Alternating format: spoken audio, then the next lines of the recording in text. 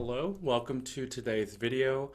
Today we are going to be working on pages 21 to about 25, and we're learning about notes on the first and second strings. So we're talking about string 1 here, which is E, string 2, which is B. Okay, so first thing we want to talk about is we're going to be looking at the page there to see the notes that we are working with. So let's go ahead and take a look. Okay, so here we go.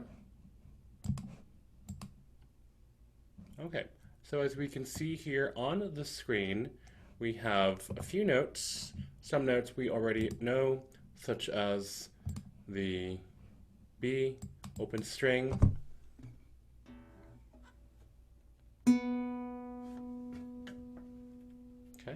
we also have next is C, which is second string, first fret with finger number 1. Finger number 4 is actually going to be depressing the third fret for D, right here. Open string E, finger number 1 on fret 1. And then once again 4 here on E. Okay, so let's go ahead and take a closer look at each of those notes, please. Here we go. Okay, so here's a closer look of my guitar neck. So the first string that we're going to be playing is open B. Next, finger number, here we go, have finger number 1. It's going to be depressing here for C. Finger number 4 will be pressing there on D, and then we're just going to move up to E right here, open string, and then F, and then once again finger number 4 for G. So let's go ahead and review all those, see if I can hold the guitar and pluck as I press. Okay, here we go. So B. Then we have C, D, E, open. Press a little bit right there. F, and then finger number 4 also for G. Okay, very good. So once we get to know these strings, these notes on the guitar, let's try to remember them, memorize them. And on pages 21, 22, you do have some written work to write out the name of the note, the fret number, and then of course the string number. So let's go ahead and fill those out, okay? Let's go ahead now, go on to page number 23. We have a little sight reading and review. Okay, so as you are looking at your notes there, let's go ahead and play and say these notes. So it says here that we should say the name of the note out loud. We should keep our left-hand fingers curved meaning outward. We never want to have the palm grabbing the neck or at an angle like this that causes the thumb to peek out from behind the neck. Also, it says here that we should keep the fingertips close to the fret.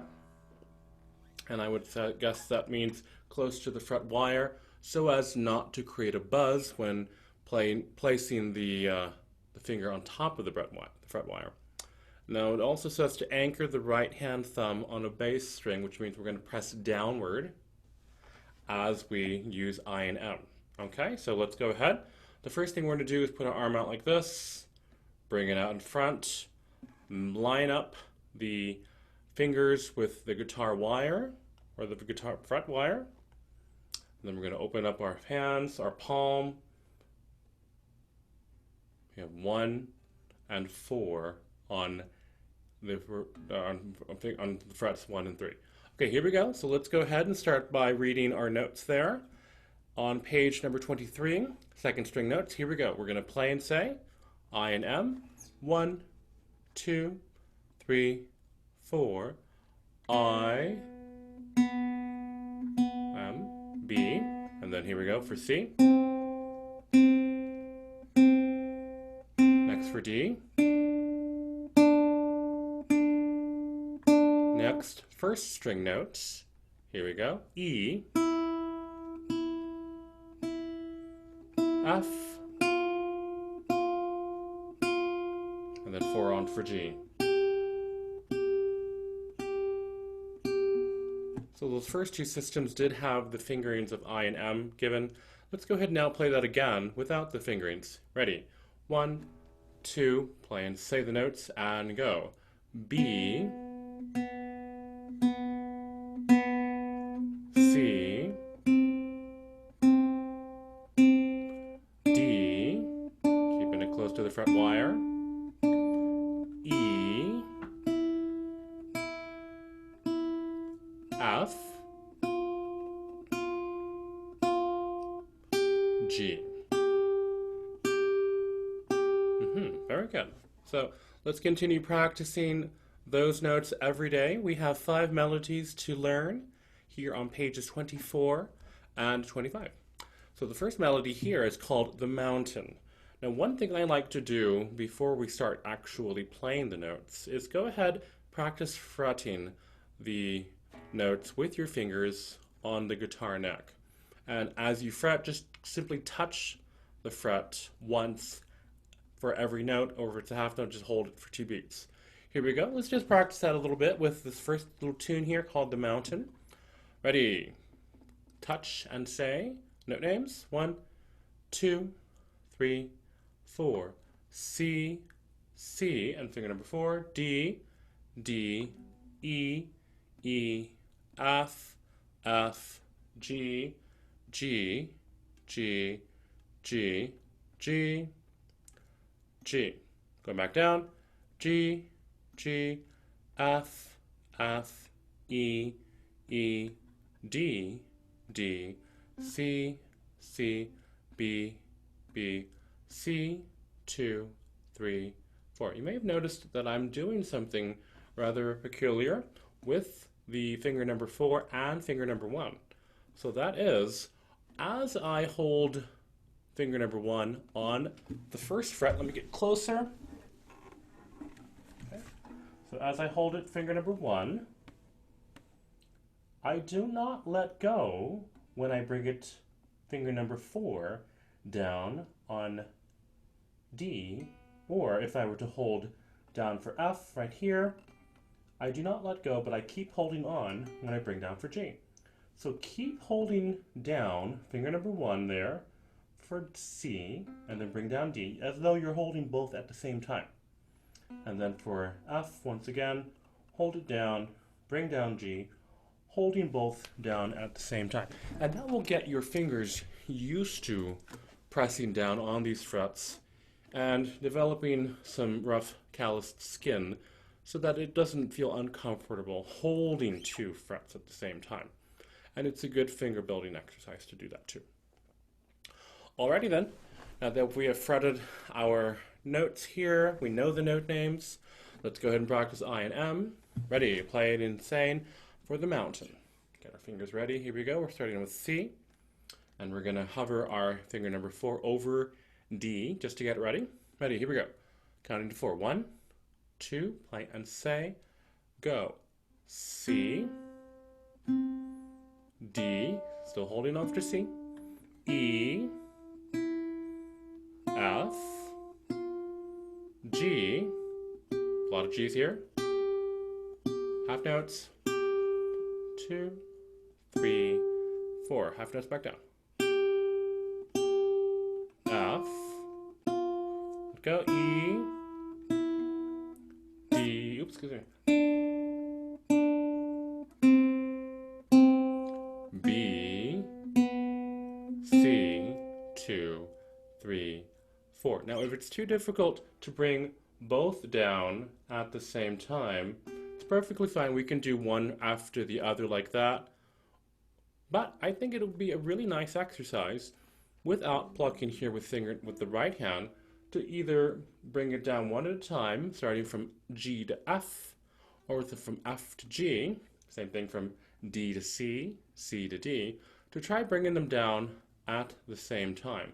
Make sure when they come down together they're close to the fret wire. So you can practice doing this a few times just to get used to it, so that when we are playing, it actually means something.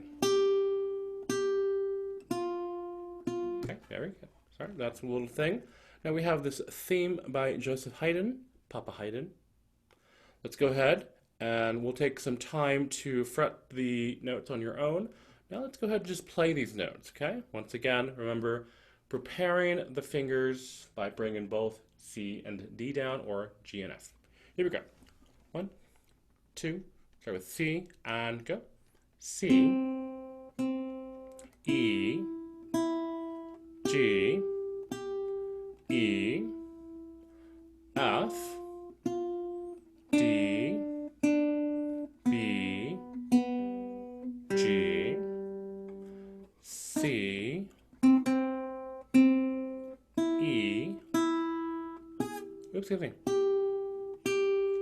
E, F, B, C, 2, 3, 4. Good job. Let's move on now to our next page, 25, lightly row. It says here that we have, once again, 4/4 time. Take some time to go over the frets by just touching it. Practice coming together, or one at a time. Here we go. Let's get ready. 1, 2, 3, notes. G, E, E. Now here's an interesting little feature. I'm going to just stop for just a moment, interject. Notice now that we are crossing our fingerings. They're no longer on the same string. Now we have finger number 1 here on F, finger number 4 on D. We're doing 2 different strings. So that's another really good exercise to practice. To go one at a time, F, D, or F and D together, coming down at the same time, or C to G, G to C, or coming down together, like that. So, let's go ahead and continue once again from the beginning. Ready? 1, 2, notes, and go.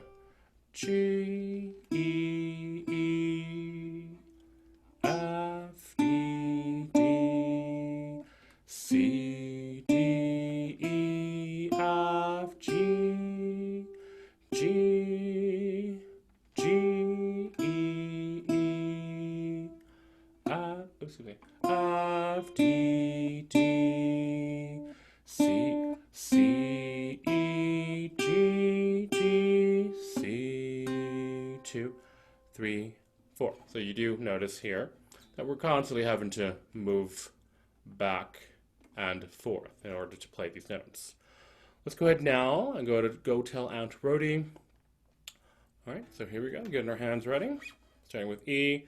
And notice that I'm going to go ahead, even though I'm not starting with string B, I'm going to go ahead and start by fretting that string, even though we're starting with E.